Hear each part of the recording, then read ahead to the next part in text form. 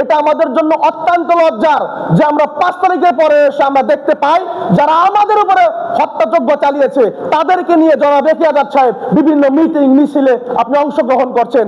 আপনাকে স্পষ্ট মাত্রা আমরা জানিয়ে দিতে চাই, আপনি যদি এই খেলা বন্ধ না করেন, এই পুনর্বাসন খেলা বন্ধ না করেন, তাহলে সাধারণ মানুষ, সাধারণ ছাত্র জনতা, আপনি যে ফরিদপুরের একজন নাগরিক আমরা কিন্তু ভুলে যাব। আমরা ভুলে যাব আপনি একজন ফরিদপুরের নাগরিক। আমাদের রক্তের উপর দাঁড়িয়ে আপনাকে বেইমানি করার জন্য পরবর্তী আপনি ফরিদপুর আসেন নাই। আপনি রক্তের উপর বেইমানি করছেন, আপনি পেটোয়া বাহিনী দ্বারা আপনার নির্বাচনে প্রচারণা চালাচ্ছেন। কেন? এই দুঃসাহস আপনাকে কে দিয়েছে? আপনারা যদি মনে করেন, আপনারা যদি বলেন যে আমি সমস্ত কিছু ম্যানেজ করে এসেছি, আপনি ম্যানেজ করেন, আপনি যেখানে ম্যানেজ করেন, কিন্তু ফরিদপুরের ছাত্র জনতাকে ম্যানেজ করার মতো ক্ষমতা আপনার হয় নাই।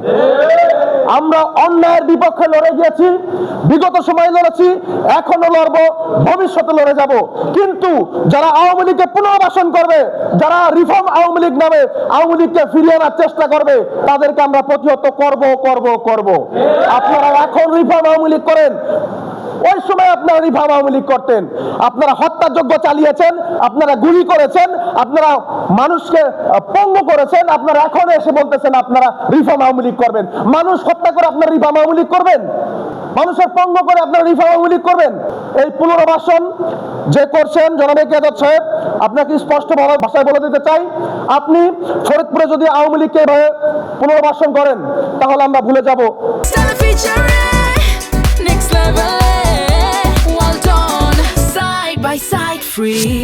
আপনার অবস্থান এবং আপনি যে পদে ছিলেন, আপনি একজন আওয়ামী লীগের লোক, আপনি ফরিদপুর জেলা আওয়ামী লীগের উপদেষ্টা মণ্ডলীর সদস্য ছিলেন, আপনি ফরিদপুর জেলা আওয়ামী লীগের সহসভাপতি ছিলেন, আপনি বিগত সময়ে স্বৈরাচারের আমলে ফরিদপুর 3 আসন থেকে গ্রামী প্রার্থী হিসেবে এমপি হয়েছেন, এটা আপনি অস্বীকার করতে পারবেন না।